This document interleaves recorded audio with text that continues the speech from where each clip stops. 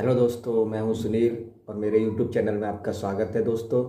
I hope आप अच्छे होंगे और मज़े में होंगे। तो दोस्तों, आज हम जिस वीडियो पे बात कर रहे हैं प्रशांत धवन सर की ये वीडियो है। और दोस्तों, आप तो जानते ही हैं, हमारे पड़ोसी यानी पाकिस्तान, हमारे बगल में तरह तरह की नई नई कॉमेडी होती रहती है। कोई इनको सीरियस तो लेता नहीं है और इन जोकरों की बातें सुनकर मुझे बहुत हंसी आती है। एक तो जयशंकर साहब इतने सालों बाद इनके देश में जा रहे हैं, अब उनसे और इनको कॉमेडी करने से नहीं सूझ रही है। इनकी आर्मी भी कॉमेडियन है, इनके पीएम भी कॉमेडियन है, पूरा देश ही इनका कॉमेडी करता रहता है। कपिल शर्मा इन लोगों के आगे फेल है दोस्तों। तो आइए देखते हैं वीडियो, और अगर वीडियो आपको अच्छा लगे तो इसे ज़रूर सब्सक्राइब एंड लाइक कीजिए। तो शुरू करते हैं, लेट्स स्टार्ट। नमस्कार and welcome you all to study IQ। मैं हूं प्रशांत धवन। नाउ पाकिस्तान जैसे कंट्री से देखिए हम एक्सपेक्ट कर रहे थे कि एक बड़े समिट को बिल्कुल ये यूज करेंगे इंडिया को टारगेट करने के लिए, मगर इस तरीके से टारगेट करेंगे ये किसी ने एंटिसिपेट किया नहीं था। देखो, पाकिस्तान आज के समय SCO शंघाई कॉरपोरेशन ऑर्गेनाइजेशन का समिट होस्ट कर रहा है। इस समिट के अंडर बहुत सारे SCO कंट्रीज इंक्लूडिंग इंडिया, हमारे जो रिप्रेजेंटेटिव्स हैं, ये जाएंगे पाकिस्तान में।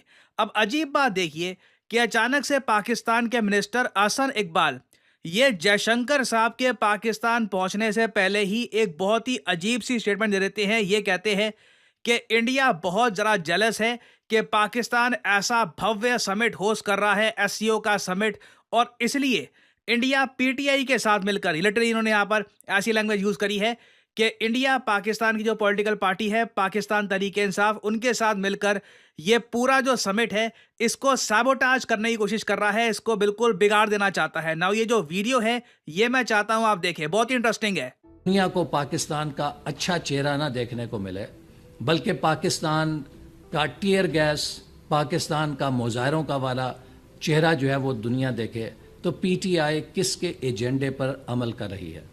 क्या ये पाकिस्तान का एजेंडा है, या पाकिस्तान के उन दुश्मनों का एजेंडा है, या हमारे हमसाया मुल्क का एजेंडा है जो खुद परेशान है कि पाकिस्तान इतना बड़ा स्टेज पे मुकाम क्यों हासिल कर रहा है?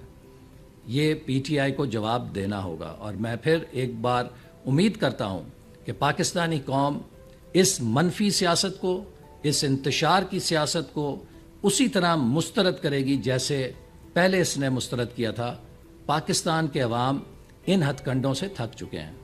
तो यहाँ पे आपने सुना पाकिस्तान के मिनिस्टर ने डायरेक्टली भारत का नाम लिए बगैर ये जो वर्ड यूज किए हैं, हमसाया मुल्क, आप समझ सकते हैं पाकिस्तान यहाँ पर किसकी बात कर रहा है।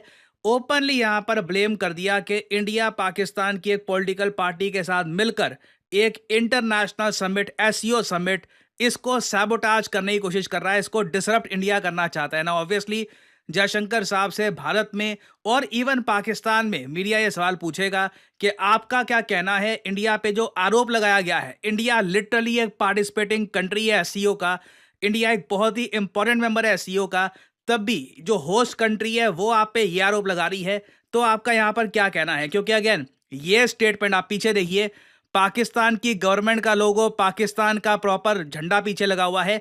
ये स्टेटमेंट कोई पाकिस्तान का छोटा पॉलिटिशियन नहीं दे रहा, एक सिटिंग मिनिस्टर ये कह रहा है बिफोर ए समिट। और वैसे मुझे ये बात काफ़ी अजीब लगी कि पाकिस्तान ये सोचता है कि SCO समिट कोई ऐसा भव्य महान समिट है। आप पिछले साल अगर देखोगे 2023 में, तो भारत ने ये समिट होस्ट किया था। ये रोटेशन बेसिस पर जो भी SCO के मेंबर देश है, चाहे चाइना हो, पाकिस्तान हो, काजाख्स्तान हो, इंडिया है या वेरियस और सेंट्रल एशियन कंट्रीज हैं, एक एक करके सभी जो SCO मेंबर कंट्रीज हैं ये समिट होस्ट करती है। तो पिछले साल इंडिया की बारी आई थी। आप यहाँ से देख सकते हैं कि इंडिया ने ना जो मेन SCO का समिट था, जहाँ पे Vladimir Putin, Xi Jinping India आते, इंडिया ने वो समिट कर दिया वर्चुअल, के कोई आने की आवश्यकता नहीं है, अपने अपने देश में रहो, बस वर्चुअली ये समिट हम करके निपटा देंगे। इसका एक बड़ा रीज़न ये था, देखिए पाकिस्तान की एक आदत है इंटरनेशनल समिट्स में जो एक डिप्लोमेटिक डेकोरम होता है कि बायलैटरल इश्यूज आप इंटरनेशनल समिट में नहीं लेके जाते। वहां पे आपकी रिस्पॉन्सिबिलिटी होती है एज ए कंट्री कि आप एक लार्जर दुनिया का एक हिस्सा हो, आप वैसे आप पार्टिसिपेट करो। पाकिस्तान वो पॉलिसी अपनाता नहीं है। अगर हम 5 मई 2023 को जाएं तो उस वक्त देखिए पाकिस्तान के जो विदेश मंत्री थे बिलावल भुट्टो, ये भारत में आए। इन्होंने बहुत ज़्यादा अजीबोगरीब स्टेटमेंट्स दी, इंडिया में कंट्रोवर्सी क्रिएट कर दी, कश्मीर को लेकर स्टेटमेंट दे दी और फिर वापस पाकिस्तान में चले गए। नाउ इनका कुछ घटा नहीं, इन्होंने पॉलिटिकली अपने सपोर्टर्स बना लिए पाकिस्तान में। उनको काफ़ी अच्छा लगता है कि इंडिया में आकर ये सब बोल दिया। वो समझते नहीं है कि एक लार्जर समिट का डेकोरम क्या होता है। इंडिया ने यह सब देखा कि पाकिस्तान के प्राइम मिनिस्टर अगर भारत में आते हैं, शहबाज शरीफ अगर भारत में आते हैं, फिर से वही प्रॉब्लम हो जाएगी। ये इस समिट को यूज़ करेंगे प्रोपेगेंडा के लिए, इंडिया के अगेंस्ट स्टेटमेंट देंगे। तो इस पूरे समिट को ही इंडिया ने वर्चुअल फॉर्मेट में कन्वर्ट कर दिया था। तो नहीं, पहली बात तो एससीओ समिट होस्ट करना कोई इतना महान कार्य नहीं है। मगर पाकिस्तान अपनी तरफ से जो ये स्टेटमेंट दे रहा है बहुत ज़्यादा कैलकुलेटेड है। ये जो स्टेटमेंट सामने आई है, ऐसा नहीं है कि कोई मिनिस्टर है बस उसने रैंडमली सोचा कि मीडिया के सामने आकर ये सब मैं बोल देता हूँ। इसके पीछे पाकिस्तान की प्रॉपर कैलकुलेशन है। पाकिस्तान ये मान के चल रहा है कि जिस तरीके से रिसेंटली पाकिस्तान के कराची एयरपोर्ट के पास ब्लास्ट हुआ, 2 चाइनीज नागरिक मारे गए, चाइना इतना गुस्सा हुआ कि चाइना ने लिटरली टीम भेजी है पाकिस्तान में ताकि ये इन्वेस्टिगेट कर पाएं कि कराची बॉम्बिंग में हुआ क्या था। आप इमेजिन कर सकते हैं वो टीम क्या आएगी पाकिस्तान में, लैंग्वेज बैरियर क्या होगा, वो टीम और पाकिस्तान की पुलिस या एजेंसीज आपस में कैसे कम्युनिकेट करेगी, आप इमेजिन कर सकते हैं। मगर अपनी तरफ से आप कह लीजिए चाइना ने कंसर्न दिखाते हुए अपनी एक टीम भेज दी।